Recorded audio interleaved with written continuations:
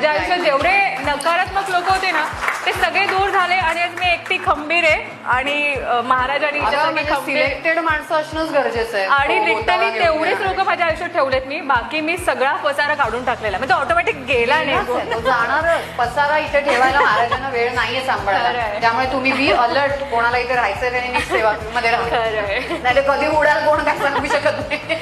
खरंय, कारण तिथे प्युअर जेन्युअनच गोष्टी लागतात.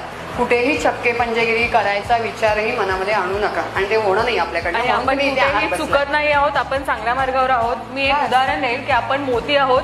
प्रत्येक शिंपलीमध्ये मोती तयार होत नाही, सिलेक्टेड शिंपल्यांमध्येच मोती बनतो आणि हे सगळे मोती आपण आहोत जे महाराजांच्या चरणी आपण अर्पण झालो. आणि हा स्वामी परिवार एवढा सुंदर आहे की तुम्ही बिलीव्ह ना करणार, सकाळी उठल्या उठल्या हिचे 4 वाजल्यापासूनचे मेसेज असतात. तो एक मेसेज रीड केला तर आपल्याला वाटतं अरे हा हे माझ्याच बाबतीत आहे. मग आपल्याला ती कुठेतरी शिकवण होते आणि ती जडणघडण करणारी हीच आहे. म्हणजे माझ्या आयुष्यात माझ्यासाठी सगळं तेच जे काही मी आज आहे ती फक्त तिच्यामुळे आहे.